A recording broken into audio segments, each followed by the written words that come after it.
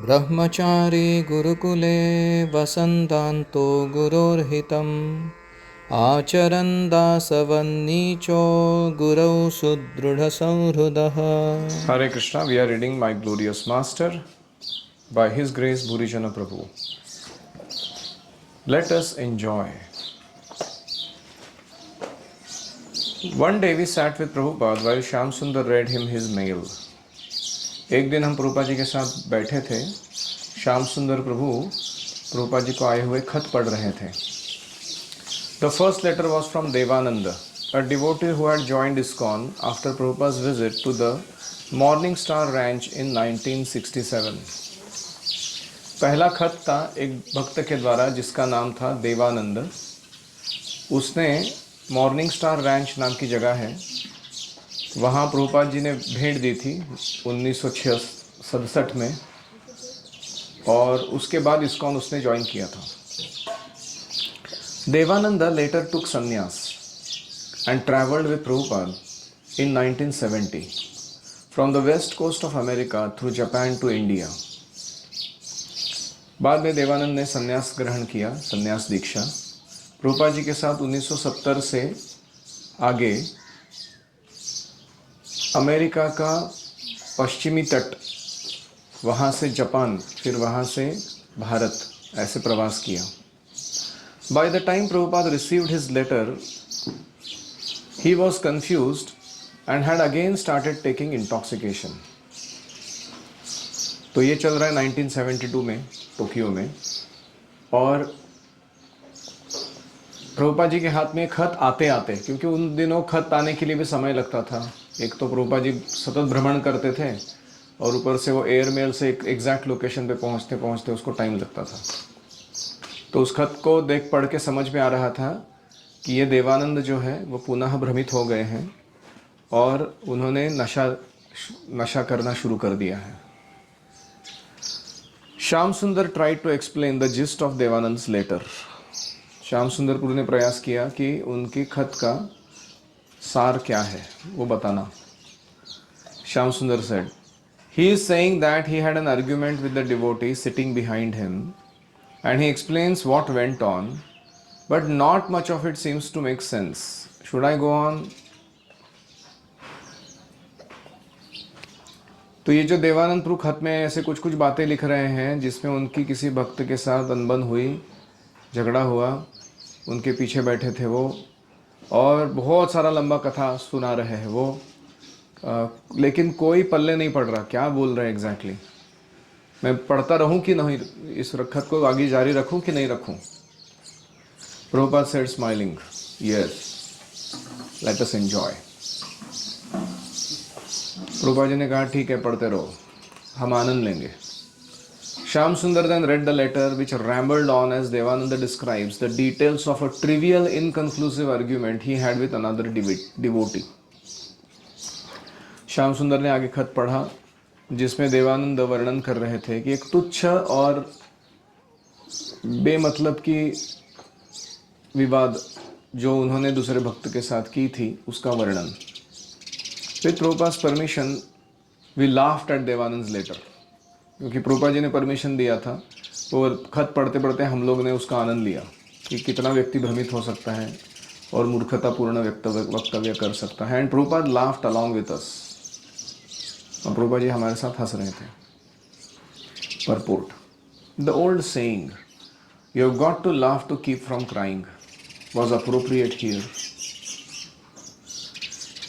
एक कहावत है, रोने से बचने के लिए तुम्हें हंसते रहना चाहिए,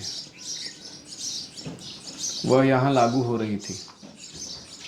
Devanand was not the first Prabhupada's leading disciple to fall victim to maya. Devanand कोई पहले व्यक्ति नहीं थे प्रभुपाद जी के वरिष्ठ शिष्यों में से जो माया में पुनः जिनका पतन हो गया था. Prabhupada had on occasion shed tears at his disciples leaving Krishna consciousness. अनेकों बार प्रभुपाद जी आंसू बहा चुके थे जब उनके शिष्य कृष्ण भावना को छोड़कर जाते थे. Joking about Devanand's difficulties was a unique mood. Devanand के साथ जो तकलीफें आ रही थी उसके बारे में उपहास करना, ये कुछ अलग ही भावना थी। Prabhupada allowed us to see how Maya had made a fool of Devananda. कैसे माया ने देवानंद का उल्लू बनाया है, मूर्ख बनाया है, वो प्रभुपाद जी हमें दिखलाना चाहते थे। Although Prabhupada had many times attempted to help Devanand, बहुत बार प्रभुपाद जी ने प्रयास किया था देवानंद की मदद की जाए। Now thousands of miles away, Devanand was taking again intoxication. कोसों मील दूर बैठ के देवानंद ने पुनः नशा करना शुरू किया था। Prabhupada could do little but humorously placed Devanand's example before his other disciples as a lesson. Prabhupada ji व्यंग्य करते हुए देवानंद का उदाहरण अपने अन्य शिष्यों के सामने रखते हुए उसका आनंद लेने के बगैर कर भी क्या सकते थे। Any reflections? सबको समझ में आया क्या हो रहा है? देवानंद नाम के सन्यासी शिष्य पतन हो गया है। उन्होंने एक अजीब तरीके का खत लिखा है जो पढ़ने के बाद हंसी आ रही है सबको कि कितना माया में फंस सकता है व्यक्ति और कितने उटपटांग बातें कर सकता है। और प्रभुपाद जी खुद उस खत का उपहास कर रहे हैं और अपने शिष्यों को भी दिखा रहे हैं कि कैसे माया में फंसने के बाद व्यक्ति उल्टी सुल्टी बातें बोलने लगता है। और ऐसा क्यों कर रहे हैं प्रभुपाद? प्रभुपाद जी बहुत आंसू बहा चुके हैं बहुत सारे शिष्यों के लिए जो माया में फंस जाते हैं। तो the only way to keep from crying is to keep laughing. रोने से बचना है तो मार्ग क्या है? हंसो। और प्रभुपाद जी इस कारण से अपने दूसरे शिष्यों को कुछ लेसन प्रदान हो इसलिए उस खत की जो गलतियां हैं उसको दर्शा रहे हैं। Any reflections?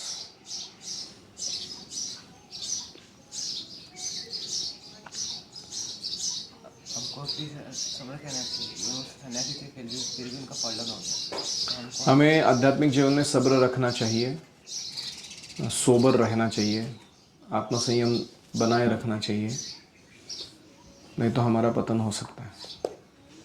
हमें माया कभी भी उठा के लेके जा सकती है, तो इससे बचने के लिए हमें वैष्णव के सामने और वैष्णव के साथ झगड़े नहीं करने चाहिए। वैष्णव के साथ आर्ग्यूमेंट करना, झगड़े करना, ये एक कारण बनता है माया में जाने के लिए। इसलिए इसको सावधान रहना चाहिए। माया हमें कभी भी अटैक कर सकती है, इसलिए हमें अलर्ट रहना चाहिए। अलर्ट रहना चाहिए। माया कभी भी अटैक कर सकती है।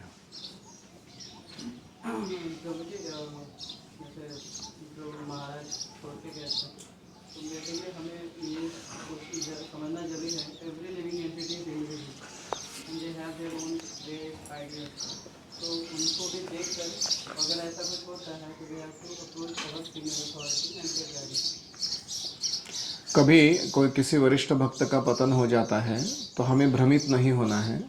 हमें उनसे भी वरिष्ठ जो व्यक्ति है उनके पास जाके अपने संशय को या अपने प्रश्नों को पूछकर भक्तिमय जीवन को जारी रखना है।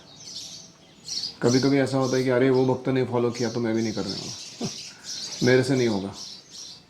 ऐसा नहीं है। और कोई प्रश्न? हो जाता है हमारे साथ, जब रोने लगते हैं फिर हमें समझना चाहिए कि जब हम रोते हैं तब हमारे अंदर नेगेटिव फीलिंग ज़्यादा आती है, तो फिर बताओ हमें हंसना चाहिए। हमने गलती किया तो ऐसे अगली बार हम नहीं करेंगे। अपनी मूर्खता पर हंसने आना चाहिए और अति गर्व के कारण डिप्रेशन में नहीं जाना चाहिए कि मेरे साथ ऐसा कैसा हो गया, मैं भक्ति छोड़ के जा रहा हूँ। यही माया को चाहिए। तो कोई गलती होती भी है तो खुद की मूर्खता पर हंसने आना चाहिए। कितना मैं मूर्खानाम शिरोमणि हूँ, सारे मूर्खों का सरताज हूँ मैं। और अपनी गलती का एहसास करते हुए उसको सुधारते हुए हमें भक्तिमय जीवन जारी रखना चाहिए। ऐसा नहीं कि मैं इतना हताश हो गया कि मैं भक्ति छोड़ के जा रहा हूँ। बहुत डेंजरस काम हो जाएगा वो।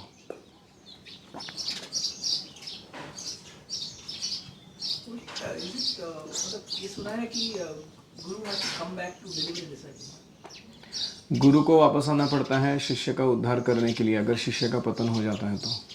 ऐसा मतलब क्या ज़रूरी है ऐसा होना? मतलब ऐसा तो गुरु हैज टू मतलब डिपेंड्स ऑन डिसाइपल ना कि वो फॉलो कर रहे हैं तो। उद्धार करने वाले अनेक अनेक चीज़ें हैं, ऐसा नहीं कि केवल गुरु ही उद्धार करते हैं। उद्धार करने वाले चीज़ों में है सबसे पहले शास्त्र। तो शास्त्र पढ़ने से हम स्वयं का उद्धार करते हैं, क्या करना है क्या नहीं करना है सही निर्णय लेने की बुद्धि आती है। दूसरा है हरिनाम, भगवान का हरिनाम आया है इस जगत में हम सबको भगवत धाम वापस ले जाने के लिए। तीसरा है भगवान की स्वयं के अवतार या उनकी कथा जो वो पीछे छोड़ कर गए हैं, वो भी हमारे उद्धार का कार्य करते हैं। सायं प्रातः गृणन भक्त्या दुख ग्रामात विमुच्यते, जो सुबह और शाम भगवान की लीलाओं को सुनता है, वर्णन करता है, वो सारे दुख ग्राम मतलब मटेरियल वर्ल्ड, ये विलेज ऑफ मिजरी दुख का गांव है ये, उससे हम मुक्त हो जाते हैं।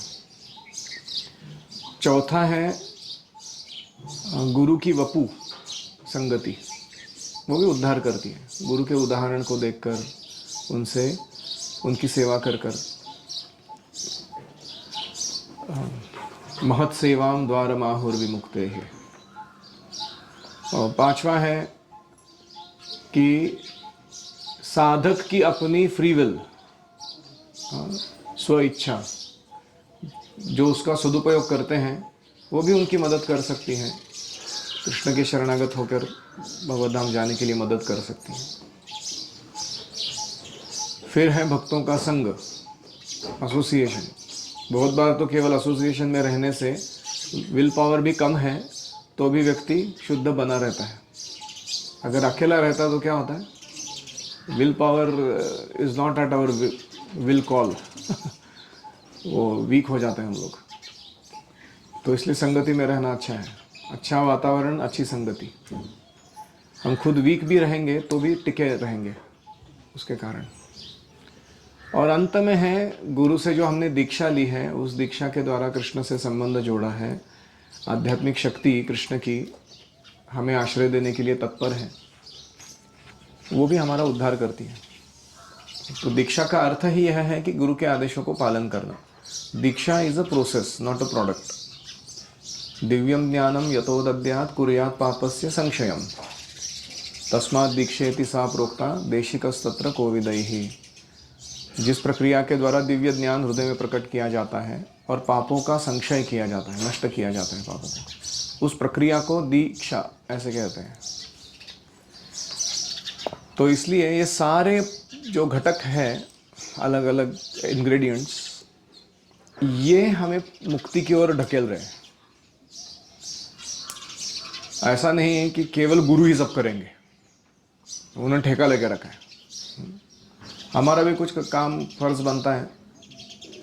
ऐसा देखा जाए तो कृष्ण ने हमको सब दिशा से घेर लिया है और वो अपने बाहुओं में भरकर उठा कर ले जा रहे भगवत धाम, लेकिन हम ही गधे हैं। हम ऐसे जो बच्चे होते हैं ना बदमाश, मम्मी के ग्रिप में से बाहर निकलने के लिए प्रयास करते हैं, वैसे काम करते रहते थे आड़े टेढ़े, तो फिर फॉल डाउन हो जाता है। तो उसमें गुरु का क्या दोष? उन्होंने तो अपना काम परफेक्टली किया था। तो ऐसा ज़रूरी नहीं कि गुरु को आना ही पड़ेगा, वो बाध्य नहीं है, वो उनकी इच्छा है कि अगर वो चाहते हैं, वो देखते हैं कि वो बहुत सिंसियर डिवोटी था, कुछ कारण से गड़बड़ हो गई तो आ सकते हैं। बदमाशी था, फॉलो किया ही नहीं कुछ, और ऐसे ही फुकट चंबू बाबूराव, मेरे को मुक्ति दे दो क्योंकि मैंने अच्छा गुरु स्वीकार किया था, तो ऐसे नहीं होता। कंपल्शन नहीं है, नहीं, कंपल्शन नहीं है गुरु के ऊपर, वो उनके स्वेच्छा पर है। गुरु अलग अलग रूपों में आ सकते हैं, ऐसा ज़रूरी नहीं कि वो स्वयं अपना फिजिकल रूप धारण करके आए। जैसे वो बिलोमंगल ठाकुर का उदाहरण दे रहे कि जिस वेश्या के प्रति वो आकर्षित थे, उसके एक कठोर वचन ने उनको याद दिला दिया कि गुरु मेरे क्या कहा करते थे, और वो वापस भक्ति के मार्ग में लग गए। और कोई? आपको फॉल डाउन समझ में आता है क्या होता है? What is fall down?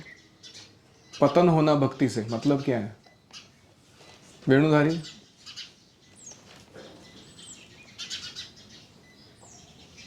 Fall down का मतलब क्या है? अपने इसमें not following the 4 regulatory principles. Not following 4 regulatory principles. मांस खाना, जुआ खेलना, नशा करना, व्यभिचार करना, आपके कॉन्टेक्स्ट में पोर्नोग्राफी देखना या टैब्स का, डिवाइसेस का दुरुपयोग करना, मित्रों के साथ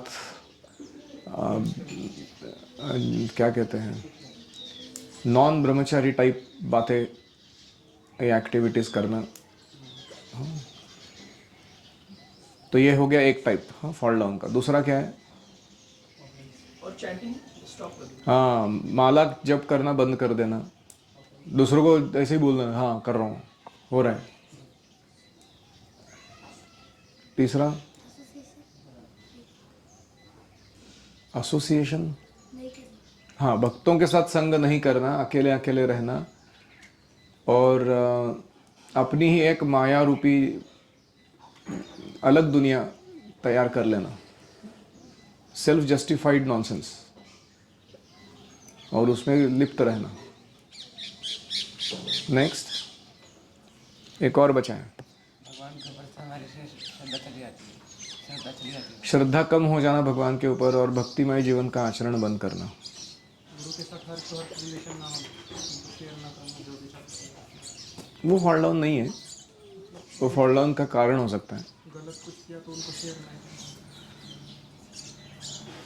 कारण है वो, मैं पूछ रहा हूँ फॉल डाउन क्या है?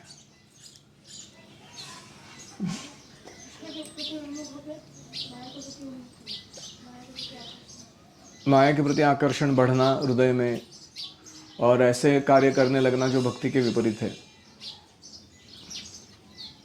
जैसे कि mindless TV watching, useless newspaper reading,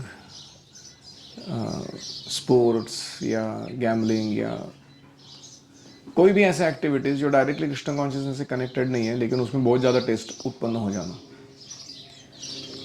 एक और है फॉल डाउन का मतलब फिलोसॉफिकल डेविएशन, तात्विक दृष्टि से भटक जाना, अपना ही कुछ नया फिलोसॉफी तैयार करना जो परंपरा के विपरीत है और उसको फॉलो करते बैठना। तो ये सारा फॉल डाउन में आता है। तो आपके लिए सरल भाषा में बोलना है तो फॉल डाउन मतलब जब छोड़ना और माया के प्रलोभन में आकर गलत 4 नियम तोड़ने के काम करने लगना। तो one has to be very careful. आपको यहाँ तक ला के रखा है भगवान ने, इतने निकट हैं आप कृष्ण के, गुरु के, शास्त्रों के, शुद्ध जीवन के। वैकुंठ जाने का मार्ग सामने क्लियर प्रशस्त दिखाई पड़ रहा है, ये मार्ग पर चलना है, सीधा भगवान के धाम में एंट्री मारना है। तो भगवत धाम जाने वाले ट्रेन में एंट्री दिया गया है, बिठाया गया है, खाने पीने की सारी व्यवस्था की गई है। बस एक ही रिक्वायरमेंट है, क्या है? कोई भी बीच में स्टेशन आए तो वड़ा पाव खाने के लिए उतर मत जाना तुम, हाँ, वो ट्रेन चली जाएगी फिर। बस उतना ही रिक्वायरमेंट है।